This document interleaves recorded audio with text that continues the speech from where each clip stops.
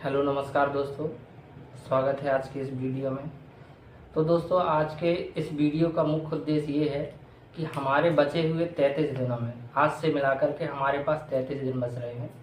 तो इन 33 दिनों में हम वर्ग 3 चयन परीक्षा के लिए स्कोरिंग कैसे कर सकते हैं। अभी तक हमारा जो कंप्लीट हुआ है या अभी तक हम जो टेस्ट दे रहे हैं उसमें हम अपने नंबरों को स्कोर में और थोड़ा सा कैसे बढ़ा सकते हैं। तो इसके लिए मैं आज आप लोगों को सजेस्ट करूंगा और मैं अपनी भी रणनीति बताऊंगा कि कैसे मैंने इन लास्ट दिनों में अपनी तैयारी की थी, जिससे मुझे काफ़ी हेल्पफुल हुआ था। और तो मैं वही रणनीति आपको बताऊंगा। तो पहले तो बात यह है कि यदि अभी हम लोगों ने सिलेबस को कंप्लीट नहीं किया है तो हमारा मेन फोकस अभी होना चाहिए कि लाइटली तरीके से लेकर के सिलेबस को कंप्लीट करें। जैसे मान लीजिए अभी हमारे पास 30 से 33 दिन हैं, तो 30 ये दिनों में 20 दिन हम सिलेबस में फोकस करें, क्योंकि हमें सिलेबस जब तक नहीं कंप्लीट करेंगे तब तक हम उसका रिवीजन और मॉक टेस्ट देने में फिर स्कोरिंग में उतना बेहतर नहीं कर पाएंगे स्कोर में। तो प्रयास हमको यही करना है कि जो सिलेबस दिया गया है उसमें फोकस करो और सिलेबस को कंप्लीट करिए, क्योंकि जब सिलेबस कंप्लीट कर पाएंगे तभी हमारी रणनीति काम करेगी। और जिनका सिलेबस यदि कंप्लीट हो गया है तो उनको बहुत अच्छा है और काफ़ी अच्छा वो सीरियस ले रहे हैं अपने एग्ज़ाम के लिए। जिन्होंने अभी तक सिलेबस कंप्लीट कर लिया है तो उनके लिए ये है कि वो प्रॉपर तरीके से अपना जो भी सिलेबस कंप्लीट कर चुके हैं उनकी एक रणनीति बनाएं कि हमें 20 से 25 दिन देना है अपने प्रॉपर रिवीजन में, और प्रॉपर रिवीजन के साथ एक टेस्ट भी देना है।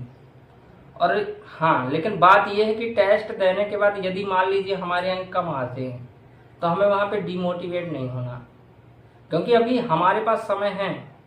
हम अपने आप को आकलित कर रहे हैं कि हमसे गलतियाँ क्या हो रही हैं, यही गलतियाँ जाके हमारे मेन एग्जाम में नहीं हो जिससे। तो अभी हमको इनसे अगर स्कोर कम आ रहा है, टेस्ट देने में कुछ गलतियाँ हो जा रही हैं, तो उससे हमें परेशान नहीं होना कि परेशान हो जाएं और डिमोटिवेट हो जाएं कि जितना भी हमारा मन पढ़ाई में लगा है वो भी हटने लगे। उससे हमें ये सीखना है कि हम गलतियां कर कहाँ रहे हैं, और टेस्ट देने के बाद स्कोर देखने के बाद सबसे इम्पोर्टेंट काम जो बचता है वो है उस एग्जाम का टेस्ट का हमें एनालिसिस करना। अब एनालिसिस हमें एक एक क्वेश्चन का करना है। जैसे मान लीजिए हमारे पास 5 सब्जेक्ट हैं इस एग्जाम में, और 5 सब्जेक्टों में से हिंदी भाषा के जैसे 15 क्वेश्चन आ रहे हैं, तो 15 प्रश्नों में से हम कितना ला रहे हैं। और अभी हम अपने आप से पूछिए कि अभी मैं इसमें कितनी मेहनत कर सकता हूँ, इसमें कितना स्कोर ला सकता हूँ या अपने अंक कितनी बढ़ा सकता हूँ। इसी प्रकार हमें हर सब्जेक्ट में करना है।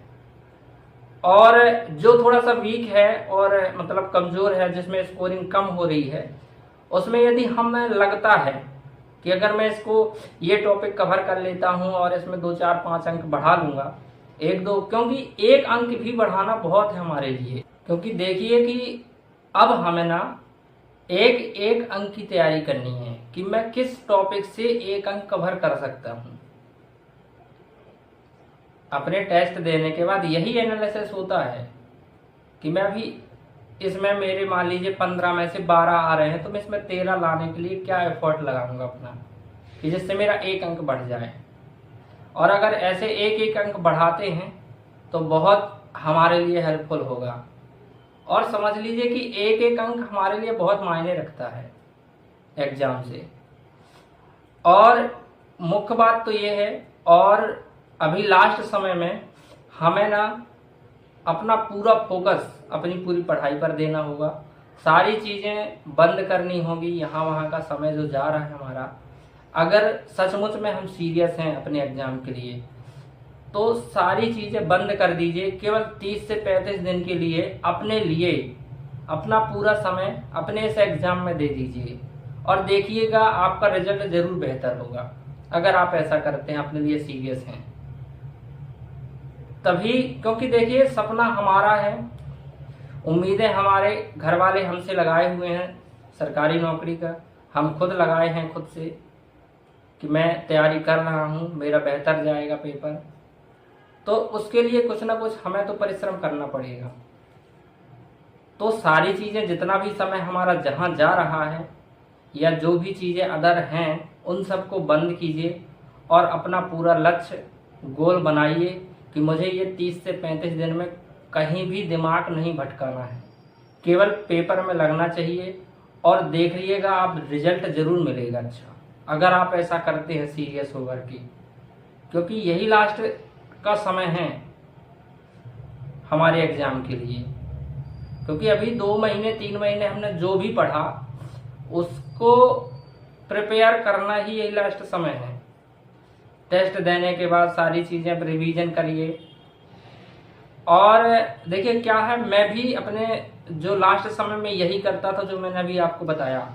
मैं भी ऐसे ही टेस्ट देता था और उसका प्रॉपर एनालिसिस करता था कि जो भी सब्जेक्ट है उसमें यदि 30 अंक आ रहे हैं, 30 क्वेश्चन आ रहे हैं, यदि मैं 16 कर पा रहा हूं तो मैं उसमें 2 अंक कैसे बढ़ाऊंगा, या मुझे कहाँ पे फोकस करना चाहिए, या मुझे कैसे गलतियां हो रही हैं, कहाँ पे मैं कैसे फोकस करूं कि इसमें 2 अंक मैं कहाँ से निकाल रहा हूं।